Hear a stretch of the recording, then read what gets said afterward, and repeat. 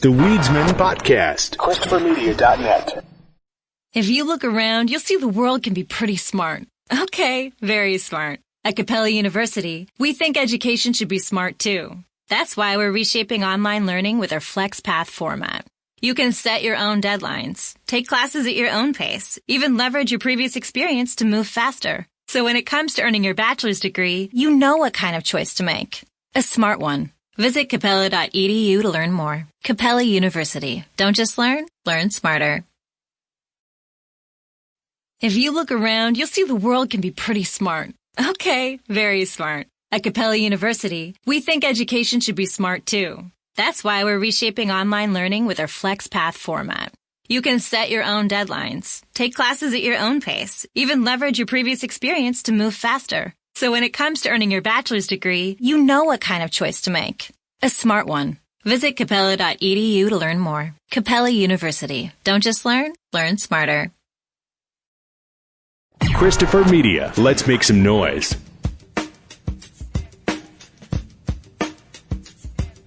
From Asthmacore Studios near Detroit, Michigan. Oh, man. It's the Weedsman Podcast. I have no idea what's going on. And now, You have smoked yourself retarded. here are the Weedsmen. You want to get high? It's number 300, Hey, right? Just kind of snuck up that on us. 300th episode. Yeah, I don't know what that means, but it's number 300. I'm Chris. I'm Aaron. It's serendipitous. It's our 300th episode, recorded and released on Double 420. Right? Did you know that today was? This is the month that just keeps on giving when it comes to cannabis celebrations. I guess we got our normal 420 that rolls around every April 20th, of course. Sorry. And we got a whole month of 420 because it was April in the year of 2020.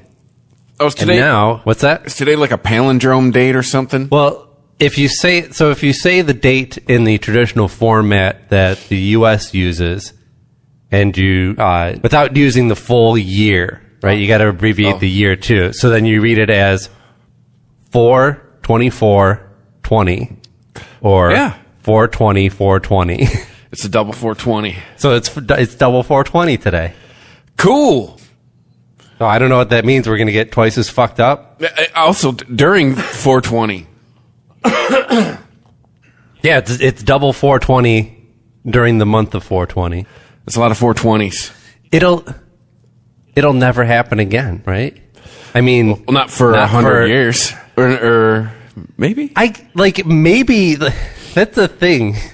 What happens when we go to 21? We'll be dead. We won't know. But I'm still curious because you can't really say, well, I don't know. I guess you could just get used to it. You wouldn't, if the year was 2120, you'd probably write the date out as 20 because, but if we start living longer, if there's people alive now that are alive in the year 2120, that might change. Yes. Will our heads on robot bodies be confused? Well, if we start living longer than 100 years, then we might start writing out the full year. I don't know. So what? I don't know what I'm talking about. It's a little early in the show for those kind of stoner thoughts. Right? I'm getting ahead of myself here. So it's 420 in the middle of the pandemic. Yeah. We got some good news today though. We got a release date. Sorta, yeah. In Michigan, May 15th. Yeah, so we got another 3 weeks here of official lockdown, although we can travel a little bit. Yeah, and all the assholes got their seeds and their motorboats back, so... Yeah. Oh, whatever. Well, it's going to be great. Hope it was worth it. Like, oh, hey, you can all go plant your gardens and mow your lawns now, and they'll be like, fuck you, don't tell me what to do. Right. All right. See you around. You know what is hilarious is the governor's speech wasn't even done before the lawn crew was at my mom's house. Like they, oh really? They were just waiting, had to be waiting with the truck running, I think they might have there was probably a little bit of advance notice before the official announcement. Did her announcement coincide with everyone's phones blowing up? Did you get the emergency alert? No. Because that was you didn't get it. You don't get the emergency alert. No, I do, but what was it for? I got it at the beginning. The first time that they announced an official lockdown, there was an emergency alert on my phone, and then there was an update to it today. Oh yeah, way back like 3 weeks ago, I remember getting it, but the one today. Right, but there was one today. Yeah, absolutely. I did not. Huh. Yeah, I think I still have the push notification up on my phone here. It was at 1:23 p.m. Yeah, my push notifications go from 10:04 to 3:32. So, yeah, I think earlier in the day they had already made the official announcement. That was, well, I don't know. What do you consider the official announcement? Her press conference. Right. So that would be the official announcement, and there was a unofficial announcement of it. I don't know. But yeah, it was, my mom would, you talked to her earlier, last week she'd been asking me, like, hey, you might have to come mow my lawn. It's getting pretty long. And then, yeah, we were joking about it earlier today. And then sure enough, she calls me. She was like, you'll never guess who's here right now. Like, yeah, the what's her name? The doctor was speaking. I always forget. The black doctor chick. I forget her name. That seems to be Whitmer's sidekick at all these press conferences. I don't know. Michigan's Fauci. It's a black chick. She was speaking. And yeah, and then I guess the lawn crew pulled up at my mom's house, and yeah, so it was comical how quickly they showed up. Well, lawn crews out there maintaining grass is good news for you, right? Because there's another place where a lot of grass grows that needs to be maintained. Oh yeah, we can golf now. We can walk, which is fine. I don't care. No golf carts, and that's fine because you can't social distance in a golf cart, which don't care. Already got tea time for Sunday. Do you? Oh yeah, my one buddy he was waiting. Was it tough to get a good slot, or was it filling up quick, or? I mean, by the time the governor was done, some of the apps I used already had a couple courses going. I'm sure now, if I check now, because it was. Oh, you have apps where you can set up. Oh yeah, your tee times. The internet works for everything, Aaron. Well, no, I know, but. Certainly that I would expect that there would be golf courses that would have maybe their own app or at least a portal on a website where you could book. But is there an actual dedicated app that collates all this data and you can just go, I want to golf at this time, and it goes, you could golf here, here, or here? Well, yes to everything you just said. All of that exists. Right. But there's it seems like some of these apps do like kind of like what things like Hotwire and stuff like that do for travel. Yeah. We have these open tee times left. It's just a booking app. Yeah. We'll cut the prices to get them booked because, golfers on the course equals, when the clubhouse is open equals money. So money. Does it give you a countdown then? Like as soon as you look into it, they're like, "Oh, book this in the next 10 minutes." They try to do that. Yeah. But whatever. We can walk. My thing is just I can get outside and be away from my wife for several hours. And she also, and I'm sure she will also welcome the break from me as well. It's been 6 fucking weeks.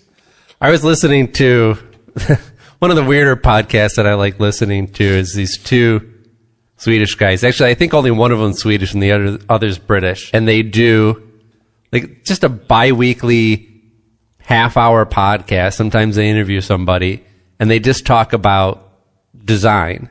They talk about user experience design specifically. So interfaces on products, websites, and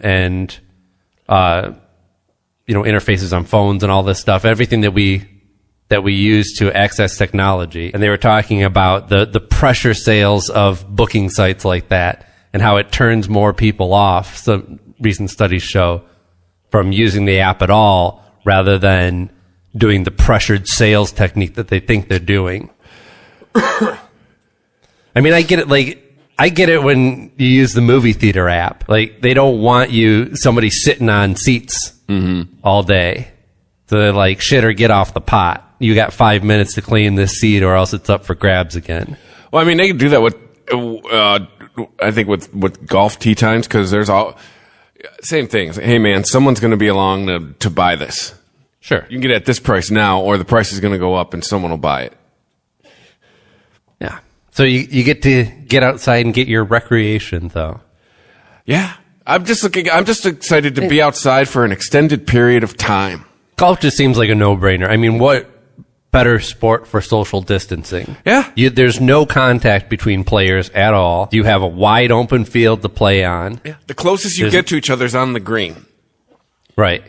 Because you get more than 6 feet close on the tee box, you're getting hit with a golf club. Yeah, exactly. So I'm excited.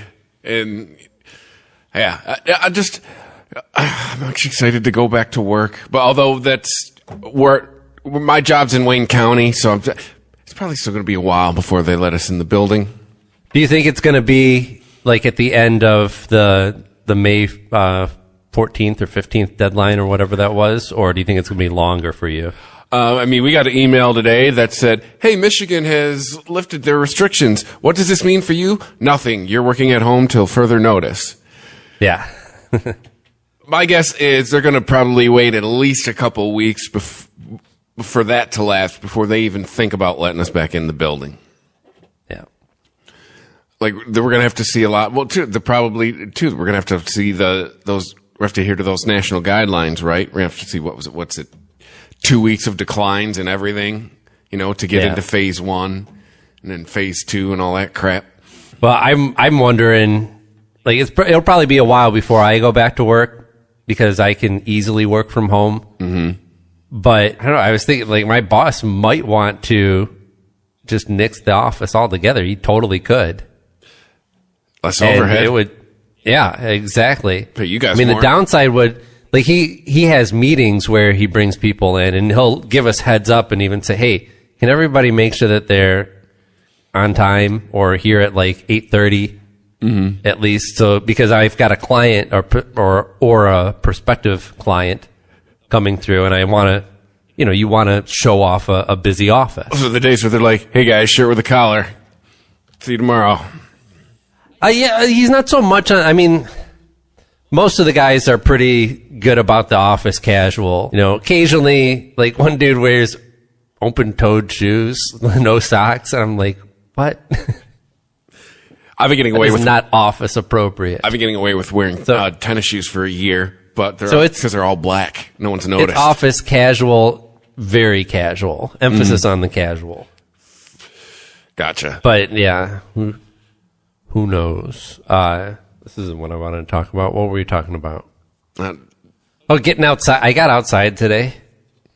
What'd you do? I went to the dollar store. Ooh.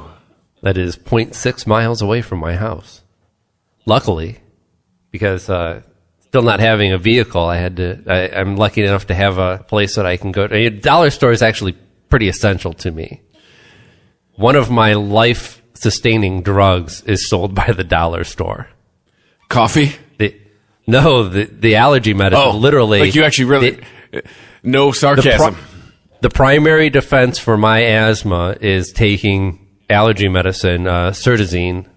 I think it might be mispronouncing it, something like that. I think it's not Allegra, it's the other big, like, name brand over the counter. Claritin. Yeah, it's one of those two. Anyway, yeah. So it's not like I couldn't get it anywhere else, but at the frequency and amounts of which I have to take it, it gets pretty damn expensive. Even just buying the generic over the counter stuff, I get 14 of those fuckers for $1. Oh wow! So yeah, went and stocked up on my meds, some basics, candy, some soap. Was the dollar store packed? Nah, the dollar store was chill. I got toilet paper even. Oh, wow. Things are smoothing out. Unless you want meat. Getting meat's probably going to be tough for the next few weeks. I guess beef prices are soaring apparently. I'm not a huge beef eater. So, I don't even have the hat or the spear. But there's been a couple pork processing plants that have shut down. What's funny too is where I go for work, it's like, I know chicken and turkey, and I eat chicken and turkey like crazy. So with where I go for work, I know where half these plants are. I've driven by a few of them. And yeah, it's talking to my mom today. This is where being married to a vegetarian is going to work out. I mean, I only eat meat maybe once a week anyway, so Yeah. not going to really notice it. I've cut a lot of it out of my diet. I do red meat only occasionally, and I've thought a lot about cutting meat out completely. And it really does get down to a moral issue that troubles me, and I try not to, but it keeps creeping back up in my brain. What's that? Well, the moral issue, I mean, just outside of just the issue of killing and eating other animals, the way that we do it and the way that we treat those animals, and the way that we I was thinking it's food chain, and we're at the top, Yes. and we use science and technology sure to do what we got to do. But having a food eating meat doesn't mean that you have to do it in the way that we are doing it. It doesn't mean that we have to keep cows in pens where they can't turn around. I was listening to Penn Jillette's podcast, and he was talking about watching Tiger King, and he was talking about the final episode, which I didn't even get to. It's not that I didn't get to it. I just stopped. I was like, I can figure out what happens from here. What? Oh, everyone lives happily ever after? Yeah. So he was talking about people being horribly upset with this guy over the horse, right? So apparently somebody gives him a horse that they can't care for anymore. He says he'll take care of it and feed it. She walks off the lot, and he shoots it in the head and feeds it to the tigers. And that was like, they saved that story for that final episode, right? Because they want to build up the character of like what he's capable of. And that was going to be like the final nail in the coffin, right? When everyone turns finally against the Tiger King, is no longer charmed by him because he shot a horse in the head. And Penn Jillette was talking about like, what, outside of like him lying to the woman about taking care of the horse, like how is what he did to the horse any worse than what he did to hundreds of thousands of cows that he fed to the tigers that had worse lives leading up to the point where they were shot in the head? Because women like horses. Yeah. Horses are sexy.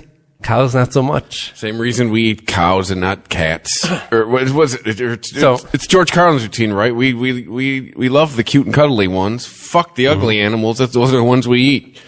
Well, within reason. But they can't be too ugly, or else they're not even worth eating then. Then we just chop them up and feed them to other cuter animals that we will then eat at a later date. Yeah? So I don't know. I guess it's really just listening to too much Penn Jillette, who has gone full vegan. And really, he says he didn't do it for moral reasons, but after he stopped eating meat and realized that he wasn't craving meat anymore, then suddenly his mind was clear to think about what all of these chickens and cows and pigs and all these animals are going through, what we're putting them through to get food. It's See, though, but my wife's been a vegetarian for 35 years, but she'll even tell you, her doctors will tell you that there's nutrition she's not getting from not eating meat. Like there's a specific vitamin regimen she has to take because there's just stuff her body is not getting because she doesn't eat meat. Like there's stuff that she can't get from soybeans. There's stuff. There's nothing that you can't get from a plant that you get from meat. It's just that the way that most people's diets are and the way that our food industry is structured, that they want you to get all your protein from meat. So, I mean, it's possible, but I think it's just easier to take vitamins, take supplements if you're going to be a vegetarian or vegan. There's some about some amino acid or something that she cannot get, like even from the protein that you can get from beans and soybeans. Trust me, she knows all about it, and she always talks about how she doesn't take it. I believe her. She's a smart person. And I'm sure her doctor is capable. I think they might be wrong on that one, but that's just, again, I'm not a doctor. Just from everything that I've heard, that you can easily replace anything that you get from meat, as long as you know what to eat. And I even think that, and then again, not a doctor as well, but I even think I've heard some stuff about they haven't gotten any really like hard science on it yet, but they've noticed a lot of the NFL players that that are vegan tend to take a lot longer to heal than the guys who aren't. Yeah, that kind of makes sense. You know, but I don't know.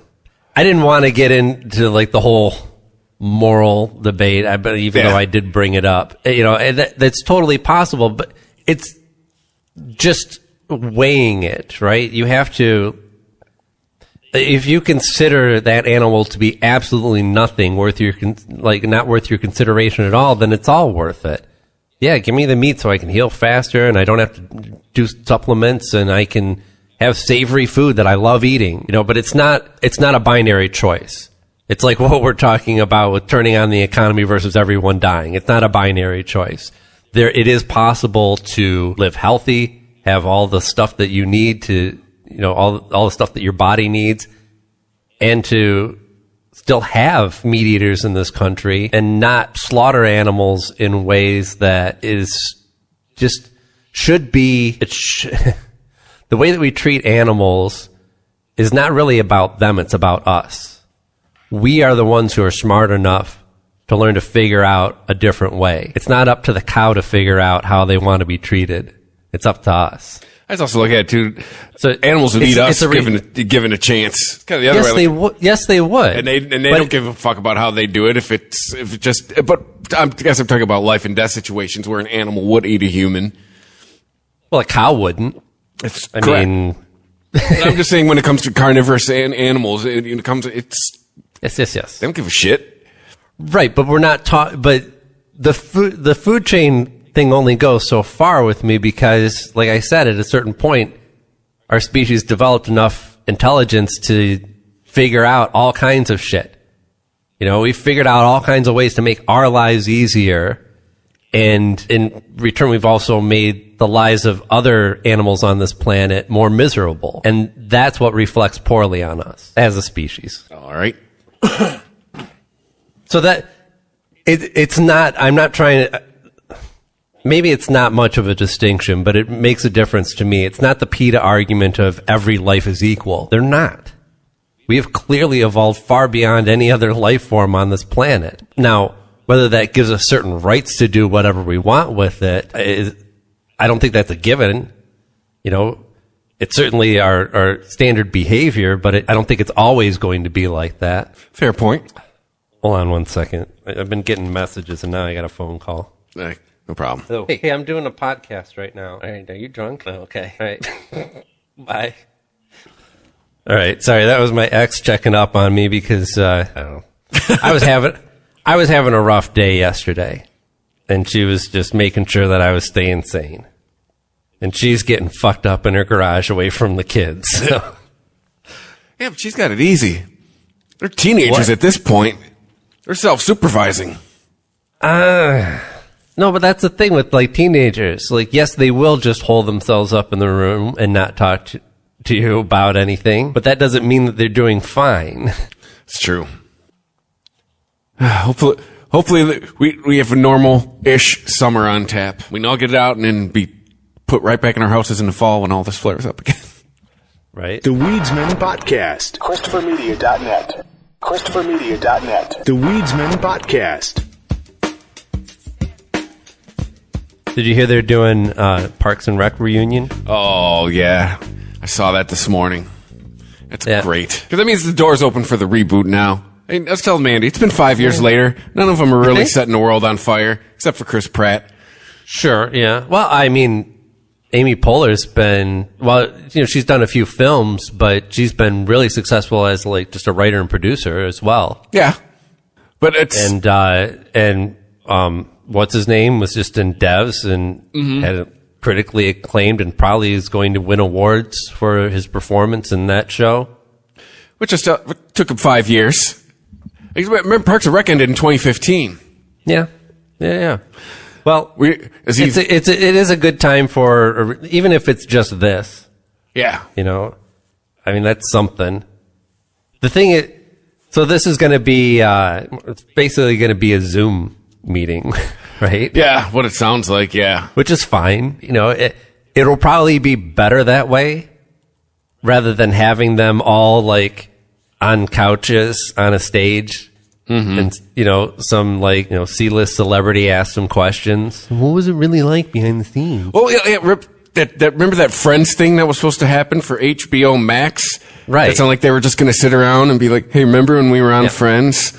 Well, here's the difference. Like, everybody on Parks and Rec is legit funny. Yes, and everyone on Friends. Is a decent actor. Yes. Right? That's it. Everyone on Friends, decent actor, charming, fine for what the show was. Everyone on Parks and Rec could do a stand-up set on their own. Well, and slay. So you were more of the Friends viewer than me. My first impression of Friends when it first came out was like, oh wow, they've taken a collection of a bunch of people who've been in bit parts on sitcoms and put them all in one show. Right, it seemed like kind of a dumping ground. Yeah. For like, we don't know what to do with these people anymore, so let's just put them all in the same show. Because to me, Courtney Cox will always be one of Alex P. Keaton's girlfriends. Was she? Yes, but to everyone else, she's Monica. But yeah, no, she's from she was on Family Ties way back in the day. I knew that she had she was in the Bruce Springsteen video, yes. Right? I knew about that, but this would be even before the Springsteen, wouldn't it? Family Ties? Same time-ish. Okay. Probably around the same time. Yeah. So was she a reoccurring character? She was on for a while. Like, yeah. Oh. Towards the end, I think she was one of his last girlfriends. Oh, what did Boner have to say about that? Was he jealous? That's growing pains. Oh, right. Family Ties was Family Ties was Skippy.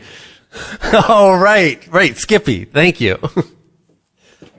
How did they get away anyway with having a character named Boner? It was the 80s, and we were still being coy. Yeah. We were still pretending things didn't mean what they meant. That's true. They used to get away with a lot of double entendre just by going, what? Yeah. The network, I don't know what's a boner? You tell me. Why do you think it's something so perverted? I think the 80s was the last decade which we got away with calling guys named Richard Dick. Yeah, without it being ironic or insulting. So apparently they're going to be doing this as some sort of charity as well? Yeah, I guess like most things related to this, you can be able to give money while it's going on. Something like that. I'm just juiced it's going to be a reunion episode. It's going to be half hour. I'm excited just everybody's involved. That's the thing. I did a head count of all the characters. A lot of times when you get a reunion or a reboot, not everybody's involved. This one, all of the main ensemble is involved. Well, it's not like anybody's busy. Yeah, but this is, I don't know. A lot of the quarantine entertainment has been rather unentertaining. Yeah. Most of the stuff that we've seen filmed from people's homes is not worth watching. People are tuning in because they're like desperate for new entertainment, or they just love that, actor or singer or whoever it is. But it's mostly just nothing, right?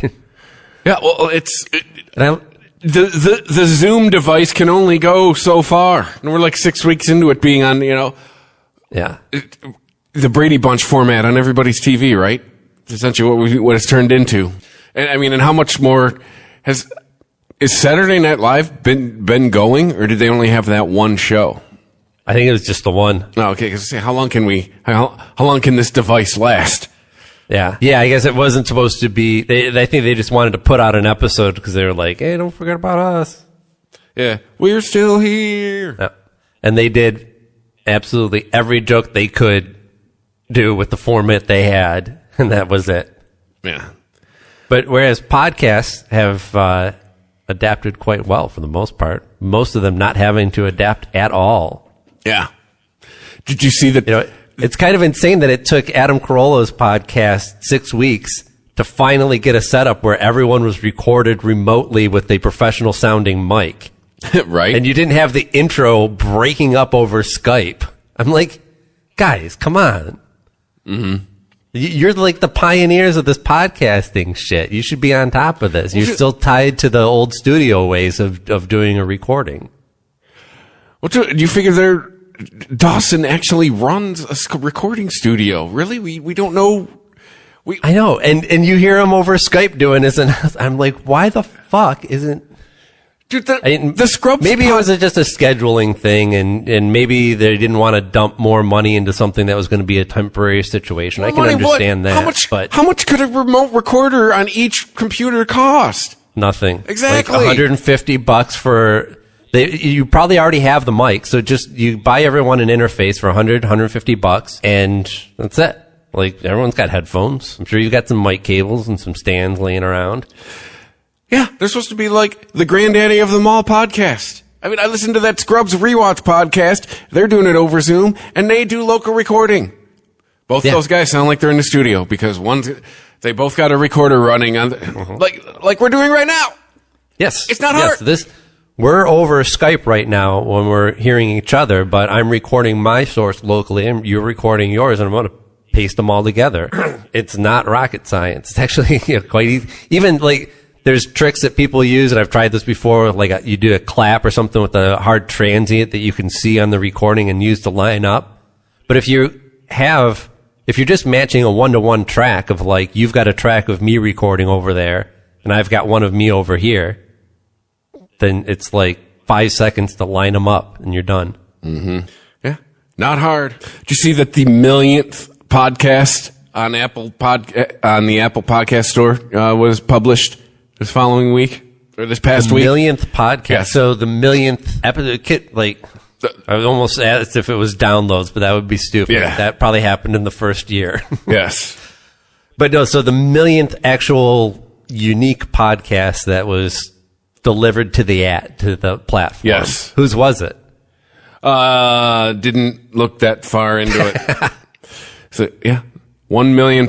Although I think the statistics are for only 46% of them are active. Yeah, if you've ever tried to just surf through if you ever tried to just surf through whatever podcatching app you have, and just say like, I'm just going to browse and see, it's like a graveyard. Well, yeah. Well, you'll be like, oh, this sounds really interesting and fun. Oh, they haven't made one in 3 years. Yeah. And there's only 5 episodes here recorded over the course of a year and a half. Well, it's because, let's be honest, people get into it. They realize it's going to actually take work, and 1 million people aren't going to download you right off the bat. And then people mostly go, oh, well, fuck it then. Yeah. Like, this is something you really have to like it or really be successful at it, or both, to keep doing it. You know, if this is just something you think is going to be cool, you're going to just be you're just going to be a pod fader like everybody else. That's right. You're just going to be roadkill. Yeah. On the information superhighway. Wow. How long has it been since anybody's used that phrase? Like 25 years? It was at least a 90 since anybody's uttered that phrase. With the straight face, yeah. Yeah. Do you have the story about I think it was a nurse at the U.S.-Canadian border had a trunk full of pot? And I saw something about it. I work. It's crazy. I tend not to go for the pot bust stories, but I do remember seeing it. What was the circumstances around it? She just tried to say she was wearing her scrubs, tried to say she was going to work. And she got her car searched and like 30 pounds of pot in her trunk. Oh, so she put on scrubs trying to say that she was an essential worker? Yeah. She may have actually been in her. Like, I didn't... She may have been. Either way, though, the border's shut down, right? I think they're still allowing trade to happen, and I'm sure there are some essential workers, but I can't imagine like a healthcare worker being somebody that you'd want to go back and forth across a border. I got it coming up here. Give me a second. That doesn't really make sense. I mean, I see the logic behind what they were trying to do, but it's the wrong time to try and pull this off. A nurse who lives in Canada but works in Michigan was charged Wednesday with trying to smuggle more than 150 pounds of marijuana after she was caught at the border. So apparently she was a nurse, not pretending to be a nurse. That's crazy, though. She's bringing it from Canada, which has nationwide legalization, to Michigan, which has statewide legalization. Duh. Yeah, she says a registered nurse who lives in Amherstburg, Ontario, but works So as a she is an healthcare- actual nurse? Yeah, works as a Wow. healthcare worker in Michigan. Wow, that's smart. Yeah. She even showed her Canadian passport and work permit under the NAFTA agreement, showing she has a valid status to work in the U.S., even while non-essential travel is banned. I wonder So if she had there's a good more to front. the story. She had a- like somebody had some leverage on her. Like, were her kids in a warehouse somewhere? She also had a placard issued by Canada Border Services Agency showing that she's a first responder. She was doing a Jackie Brown. Yeah, on Wednesday, she tried to cross the Ambassador Bridge, which she was referred for inspection. When U.S. Customs searched her trunk, they said it was full and could smell marijuana. 143 vacuum-sealed bags of pot weighing a little more than 150 pounds. She said she exploited her access to bring illegal marijuana into Michigan, a state where purchasing, legal sale, and possession of certain amounts of marijuana is legal. Dummy. Yeah. Well, it shows you how much of a demand there is still in the black market. Yeah, And I'm sure, she was responding to, like, if this was product that, who knows where this goes, if it was handed out to somebody else, if she was distributing, but there's no way she's going to risk bringing that amount of quantity over if it's just going to sit there and take up space, right? Yeah. She's bringing it over because it's fucking moving. And it's probably moving faster than it was pre-quarantine. I mean, there had to be a payday in it for this lady. I don't know if you've seen any difference on the medical side, but on the recreational side in Michigan, prices are starting to creep up. That $50 cart that went to $60 during quarantine is now at $70. Last time I went was the 15th, and everything that I bought was still the same price. Yeah, I don't know. Well, because it's considered medical, like they might. What am I trying to say here? Amherstburg, she could have just put it on a raft and floated it across the river. Yeah, I think with the, medical, the river's pretty narrow at that point. If you do price hikes on medical, you might be accused of gouging, whereas in recreational, yes, right? Doesn't that make sense? I like where your head's at. Yeah, you can't gouge on medicine. Right. Whereas recreational, you're like, fuck it, it's a quarantine. I was like, well, unless Congress has your back, then you can do all you you don't want. need it. If Congress has your back, you can gouge on medicine all you want. But oh, yes, absolutely. Different podcasts. Yeah. The Weedsman Podcast. ChristopherMedia.net. Discovery Plus is the greatest collection of real-life entertainment on the planet. 55,000 episodes from networks like TLC, HGTV, and tons more. Woohoo! Discovery Plus. Stream now. Stream what you love. ChristopherMedia.net. The Weedsman Podcast. So far, there's a poll this week that said that apparently, well, the poll didn't say the results of the poll say that the majority of Americans believe that the rollout of cannabis legalization has been overall a success. These people don't live in Michigan. But yeah, I if we go with overall, yes, I'd say. But yeah, I think we have both. Even I'm on the medical side. You're on the recreation. Michigan has not gone well. Yeah, I mean, I don't know if I would call it a disaster, but then I'm not a small business person trying to get a license for this, and I'm sure you could find a lot of people who would say that it was a disaster on that end. On the consumer end, doesn't feel like a disaster, just a wobbly rollout. I mean, you would think you would when the day you go recreational, you would think you would at least have a dispensary or two near your most populous city. Yeah. Call me crazy. Yeah, they're still popping up like mushrooms here and there. There was a bit of a boom with a lot of places opening up for delivery all of a sudden during the shutdown. And for all we know, that could be some guys from the block just trying to go legit. Hey, whatever. Right now, regulations are pretty loose. So 19% apparently said it was either a failure or more failure than success. So one out of every 5 people thinks it sucks. Yes. Whereas the rest of the 4 out of that 5 apparently think somewhere in between it being successful and somewhat successful. So it must be 1 out of every 5 people polled lives outside of the Metro Detroit area. So, I mean, poll the nation on any government policy, and I doubt you'd come up with successful numbers like that. Poll people like Medicare. Yeah, just ask about might the hit medicine, those kind of numbers, right? Maybe. So that's pretty successful, at least in the perception of the people. And that's pretty huge for cannabis, Like, ask people how the check rollout's going.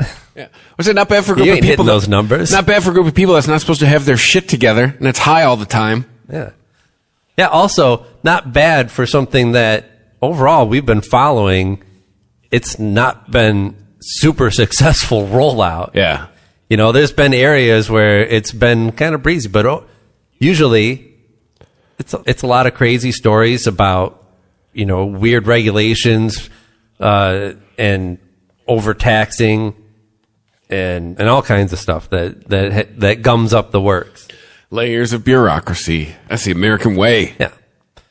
But again, to the consumer, it's like, well, I used to have to call a dude to get weed. Yeah. And now I open up an app and they deliver it to me. That's ultimately when I start bitching about things, that's what I defer to. I can now get weed on my time. Before it's somebody else's time, right? Like, you would do your best to try to make it your time. Like I told, the system I had is I had 3 guys. And I called the day before I needed it. And then the winner got my money. Right? That's how I made it on my time. It was still their time. I just learned how to work the system. Now it's, hey, I'm running low. Let me go to the store. I'll make that trade-off any day. Or just, I'm having everything delivered lately. I've been doing too much Amazon shopping. Oh boy. Well, you're a stimulator. You didn't get your stimulus. You're doing your part. Not yet. They say it's coming. It's supposed to be. So they had the portal where you could enter your information in so they could send it to you through direct deposit. Mm-hmm. And I did that. Well, that was like 2 weeks ago now. Nah, it hasn't been. It's been like 10 days. Yeah. So it hasn't even been 2 weeks yet. So I don't know. Dude, They say that it's coming. They just don't have a date for when. They are. Hey, by the way, slow down on your pandemic unemployment insurance. Thank God we didn't need Mandy's money. She filed at the end of March.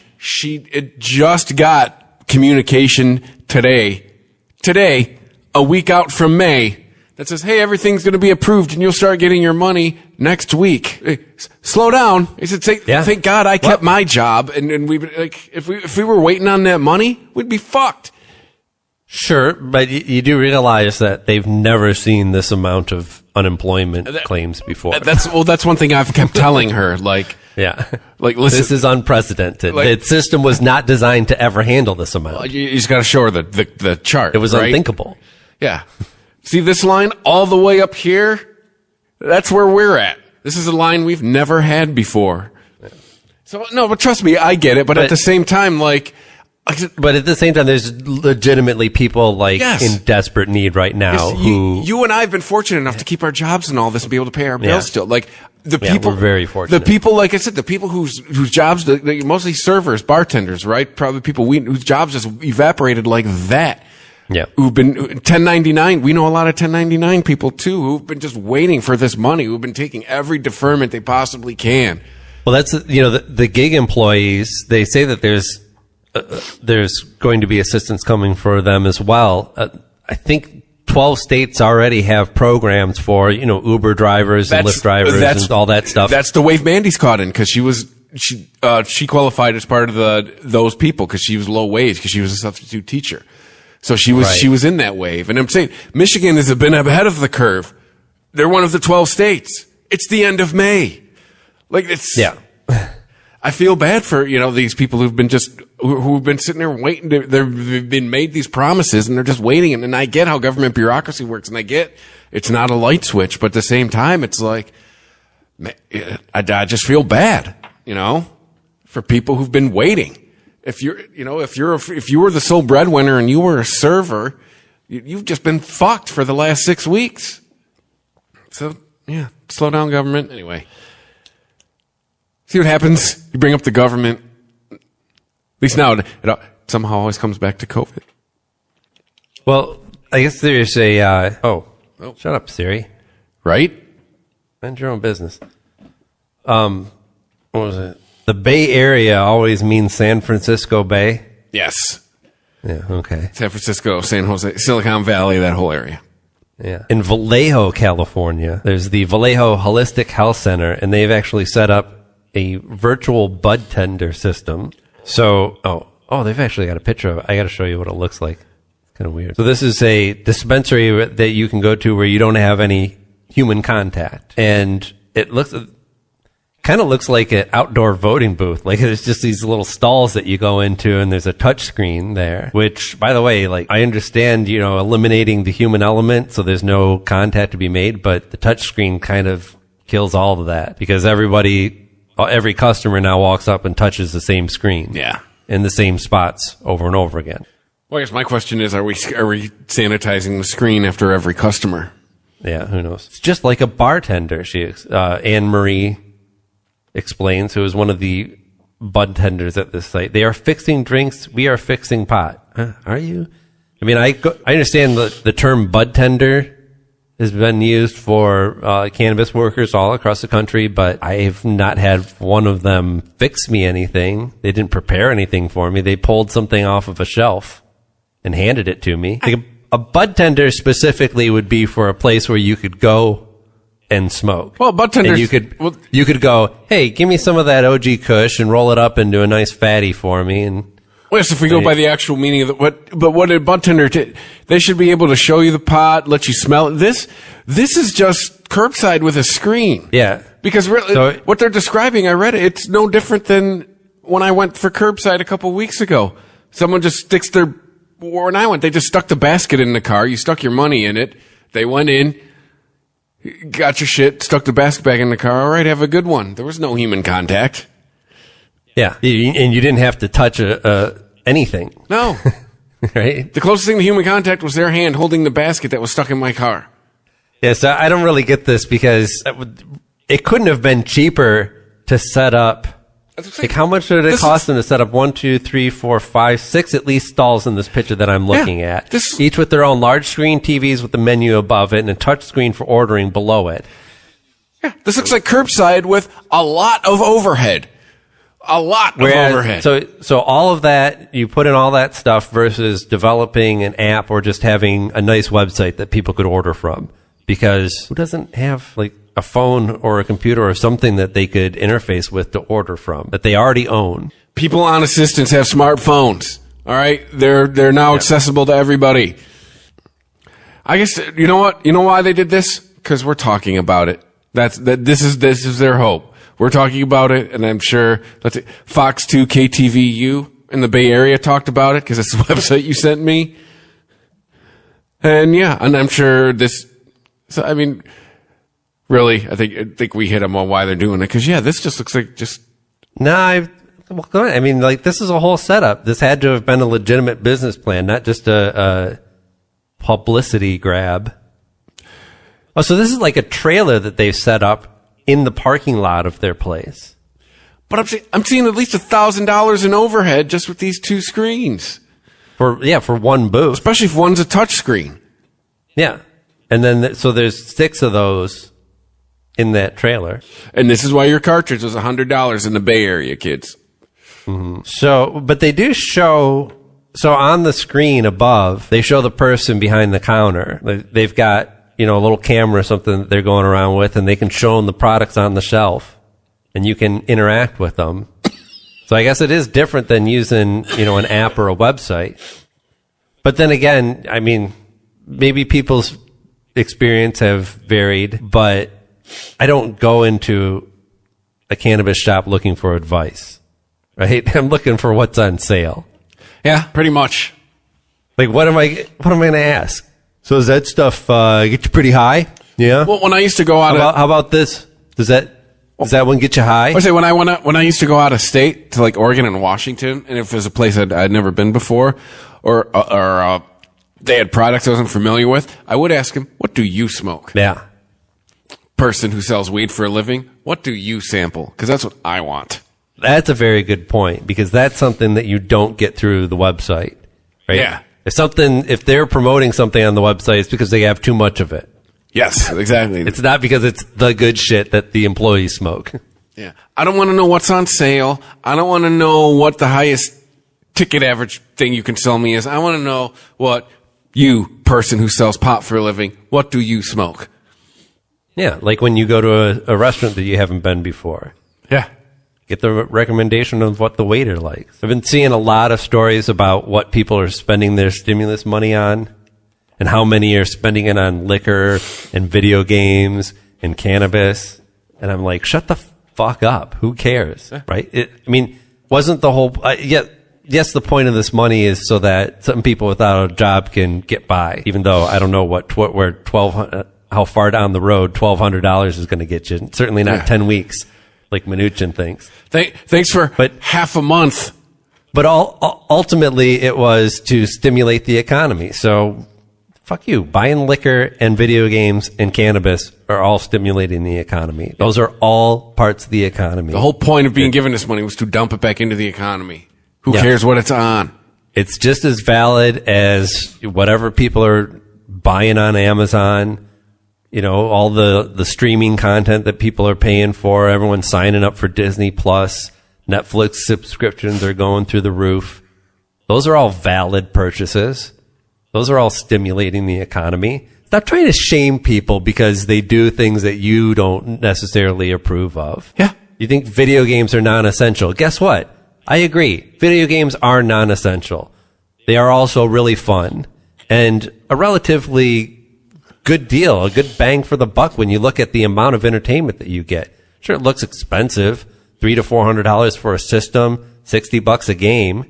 Now break that down per hour of enjoyment versus the average movie, television show, book, pretty much anything. It's one of the best deals you can get out there.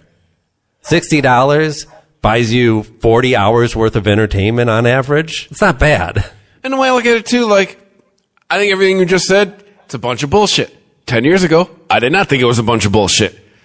And I don't, and now put it back in the economy. I don't care. Just because I don't agree with what you spent your shit on, it doesn't mean I don't put it back in the economy. It's all part of the chain, right? Yeah. So I might waste my money and spend it on drugs. My drug dealer then takes that money and spends it on food. Or he spends it on more drugs and that guy spends it on food. Or whatever. Right? Somewhere down that chain, you just got to get the money out there and circulating. That's all. That's the whole point of it. Yeah. It will eventually get spent on necessities because people aren't just going to, because they suddenly got $1,200, stop buying food, and I'm just going to drink myself to death. I'm allowed to think you're nuts for spending on $1,200 worth of booze, just as you're allowed to think I'm nuts for not spending it at all. Yes, absolutely. Me personally, I'd rather that more people spend it on frivolous stuff than saved it. But everyone's allowed to do what they want with their money. It's their fucking money. It's their fucking money. Well, yeah, because frivolous purchases generally end up right back in the economy right now because they're generally impulse buys. Yeah. But we want that money flowing. We need that money to be flowing. Trust me, I might not spend mine right now. I'm going to spend it. It might get spent 2 months from now. It's going to get spent. Do your patriotic duty and buy more drugs. Yes, that's what we're saying. Exactly what I'm saying. Go to your dispensary, give them all of your stimulus check. And if not, then go to your local weed man, give him all your stimulus check. Either way, it's going back to the economy. Scientists say that there's no difference between the effects of indica and sativa. I saw this. I didn't read it. Well, the more that they are able to look at it at a molecular level, look at the building block. Can't get the fuck out of here. You're not doing this to me again. Every single time. She walks over here and walks on my keyboard and stops the recording. Anyway. What was I saying? No, Rory does it when she wants attention and she realizes that I'm staring at the computer. She'll just come up here and sit in front of the computer and just look at me. Yeah. You will look at me now. My cats are constantly trying to trick me into feeding them more now that I'm home all the time. Yeah, well, Rory has this, it works too because I lose track of time. Rory has this new thing. It's in the last few months to where if she wants more food and you look at her dish and go, "You got food?" She'll eat all the food in 10 minutes. She'll post up at her dish and she'll sit there and eat all the food and then be like, "Hey, it's crazy. I ate all the food. I need more." She's learning to manipulate us. She's gonna we're going to come home. She's going to be cooking food soon. So that was pretty much the story. There's, the more you break it down on a molecular level, the more that you realize that they're the same. But this is like looking at the DNA of a human and a chimp, and they're like what? Like almost identical. They're like a percentage point off in difference. So, but, have a conversation with a human and have a conversation with a chimp, and you'll realize there's a world of difference. So just like there might be, if you look at it under a microscope and analyze the molecular data of a sativa strain versus an indica strain, and you'd say, these are almost identical, just smoke them and how do you feel, right? Because decades worth of experience from millions and millions of people can't be completely wrong.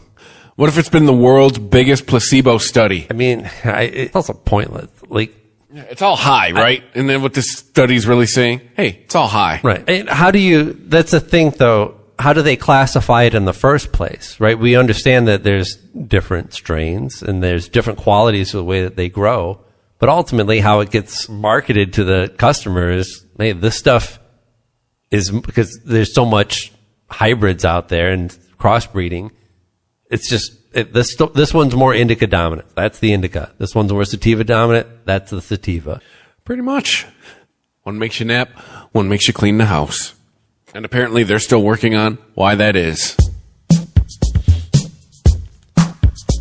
All right. Well, that's it. We had what? We had 420 in a week and double 420. It's the 420th week ever in the month of 420. Time to double up. Yeah. Double up on that 420. And follow us at the Weedsman 420 on Twitter. Also the Weedsman Podcast on Instagram. Tag us on Instagram if you want to be featured. You smoking or whatever. I've just kind of noticed how Instagram works, so do that. You can email us, the Weedsman Podcast at ChristopherMedia.net. Which, if you go there is an Amazon banner. If you want to click through that, help us out without spending any extra money. There's a PayPal button. If you'd like to throw us a couple bucks, if you want to donate, or you don't have to. That's why it's optional. And then Apple Podcasts, Google Podcasts, Stitcher, Spotify, Spreaker, the iHeartRadio app, ChristopherMedia.net. Anywhere you listen to a podcast, that is where we are at. You can also make sure you please rate us, review us. If you like it, let people know. Thanks for listening, and stay high. Stay healthy, stay safe, stay indoors, and stay high.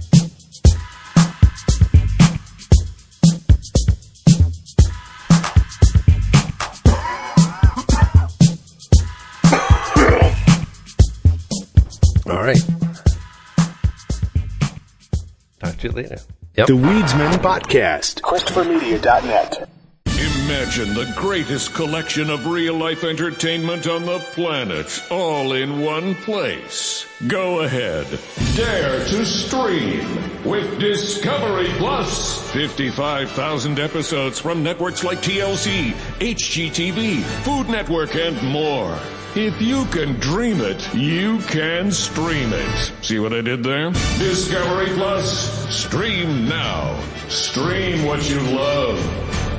ChristopherMedia.net. If you like this show, please tell a friend. Please make sure to rate and comment on all your favorite Christopher Media shows. Please follow us on Twitter and like and share us on Facebook. You can subscribe to all ChristopherMedia.net shows for free on ChristopherMedia.net. Thank you for listening, and thank you for visiting ChristopherMedia.net. Thank you for visiting ChristopherMedia.net.